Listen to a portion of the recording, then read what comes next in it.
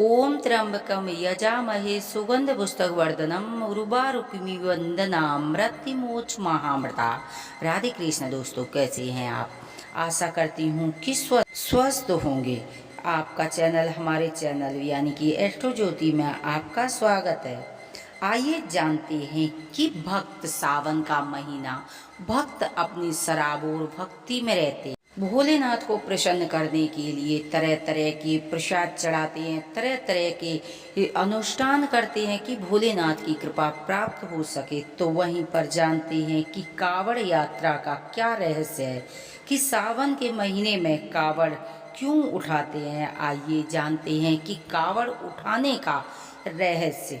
कंधे पर गंगा जल लेकर भगवान शिव पर चढ़ाने की परंपरा कावड़ यात्रा कहलाती है।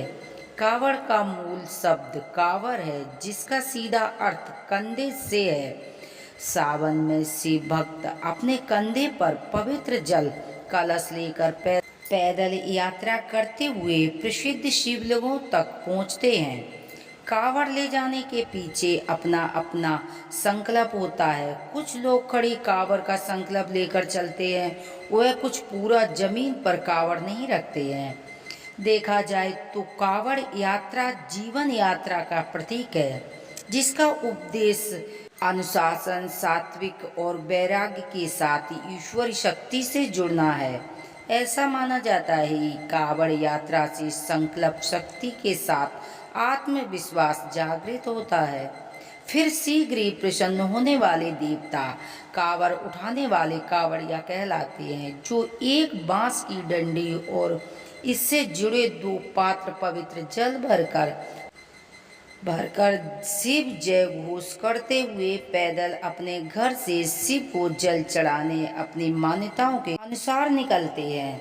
शास्त्रों के अनुसार जब कावड़ से जुड़े दोनों पात्र, जिन्हें ब्रह्म घट और विष्णु घट कहा जाता है, पवित्र जल से भर लिए जाते हैं, तो उन्हें एक बांस की डंडी से सहारे सजा धजा कर और पूजित कर स्नान कर दिया जाता है। धर्म शास्त्रों के अनुसार रुद्र अर्थात शिव बांस में समाहित हैं।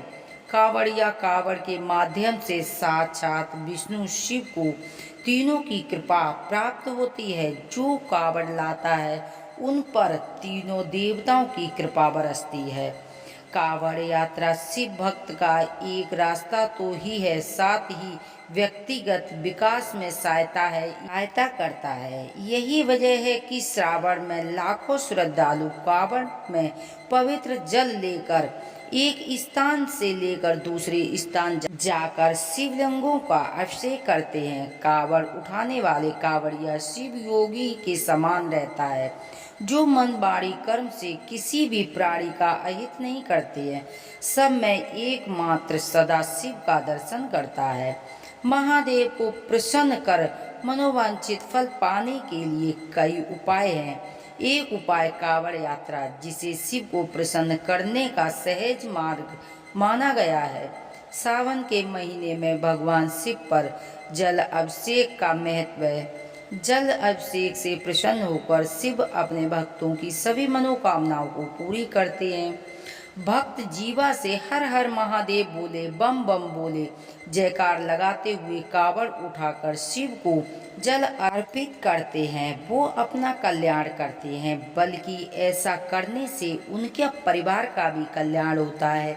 परिवार में सुख शांति बनी रहती है और भगवान शिव का आशीर्वाद रहता है। तो कावड़ उठाने के पीछे बहुत से ऐसे रहस्य बताए गए हैं। यदि आप कावड़ उठाने में असमर्थ हैं, कावड़ नहीं उठा सकती हैं, कावड़ नहीं ला सकती हैं, यदि धन की समस्या है, स्वास्थ्य संबंधित कोई समस्या है, तो आप अपने घर से गंगा जल का एक लोटा भरकर और शिवलिंग पर श्रद्धा विश्वास के साथ यदि आपने शिवरात्रि के दिन चढ़ा दिया, तो आपकी कावड़ मानी जाएगी। तो भोलेनाथ पर उस दिन गंगा जल से अभिषेक करने की मान्यता है। भोलेनाथ को प्रसन्न करना बहुत ही आसान है। यदि आप भी भोलेनाथ को प्रसन्न करना चाहते हैं, तो श्रद्धा भाव से भोलेनाथ से प्रार्थना करें कि भोलेनाथ मुझे इस लायक बनाए कि हम भी आपकी कावड़ उठाएं, और आप श्रद्धा विश्वास से अपने घर से गंगा जल का पात्र भरकर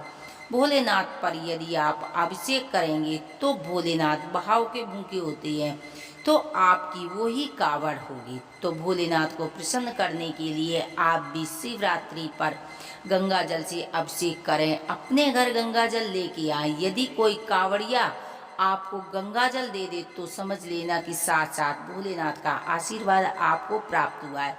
प्रयास जरूर करना चाहिए, क्योंकि कावड़ में जब कावड़िया आते हैं सावन के महीने में, मंदिरों में ठहरते हैं, धर्मशाला टेंट में ठहरते हैं, और जब जल अभिषेक हो जाए तो उनसे उनका पैर छू के और उनका आशीर्वाद अवश्य लेना चाहिए कावड़िया, क्योंकि उन्हें भोले का स्वरूप माना जाता है।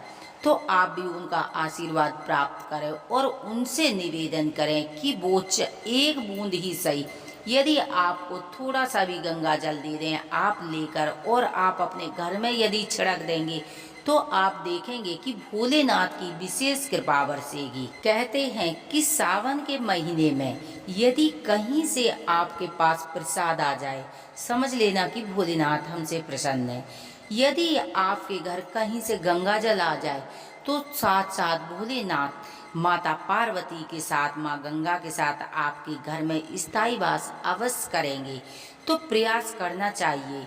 यदि भोलेनाथ की यदि कृपा होती है तो कोई न कोई गंगा जल अवश्य देने आएगा।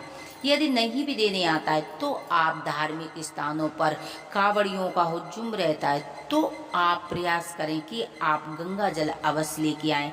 तो आप देखेंगे कि साथ साथ भोलेनाथ की आपको कृपा प्राप्त होगी। जो आपने सोचा होगा वो सभी मनोरथ आपके पूरे होंगे, क्योंकि वो कावड़ का जल है भोलेनाथ का। साथ साथ सावन के महीने में भक्तों के बीच रहते हैं। सावन का महीना भोलेनाथ को अति प्रिय होता है। जो भी भक्त सच्ची भावना से भोलेनाथ का पूजन करता है, श्रद्धा विश्वास से उनके मंत्रों का जाप करता है, शिव चालीसा का पाठ करता है, कथा सुनता है, शिव पुराणों का पाठ करता है, विशेषकर भोलेनाथ उनके हृदय में वास करते हैं। मंत्रों का जाप करना चाहिए। भोलेनाथ की पूजा उपासना से भोलेनाथ बहुत ही जल्दी प्रसन्न होने वाले देवता हैं। यदि कोई रोगी व्यक्ति है तो पूरे सावन के महीने में आप रुद्राक्ष के जल से भोलेनाथ का अभिषेक कर रोगी व्यक्ति को यदि आप पिलाएंगे तो आप देखेंगे कि इन्हीं सावन के महीने में रोगी व्यक्ति बहुत जल्दी स्वस्थ होगा। तो भोलेनाथ का नाम मंत्र जाप करते रहिए। ओम नमः शिवाय मंत्र का हमेशा जाप करना चाहिए। भोलेनाथ पर एक बूंद हर रोज आपको नियम बांधना चाहिए कि सावन के महीने में यदि आपके घर में गंगा जल है तो 1 चम्मच हर रोज भोलेनाथ के शिवलिंग का अभिषेक अवश्य करना चाहिए, जिससे आपका उत्तम स्वास्थ्य और मोक्ष की प्राप्ति होती है। गंगा जल भोलेनाथ को बहुत ही ज़्यादा प्रिय होता है। गंगा जल से भोलेनाथ, क्योंकि भोलेनाथ की जटाओं में गंगा रहती हैं, तो आप गंगा जल से यदि भोलेनाथ का अभिषेक करेंगे, भोलेनाथ बहुत ही जल्दी प्रसन्न होकर आपके सभी मनोरथ पूरे करेंगे। तो हर हर गंगे बोलते रहिए और भोलेनाथ का नाम मंत्र जाप करके आप अपनी सभी मनोकामना पूर्ण कर सकते हैं। तो भोलेनाथ की कृपा आप हम सब पर बनी रहे। अगर हमारी जानकारी आपको पसंद आती तो प्लीज़ चैनल को सब्सक्राइब करें, वीडियो को लाइक करें। हर हर महादेव कमेंट में लिखना न भूलें। हर हर महादेव की जय।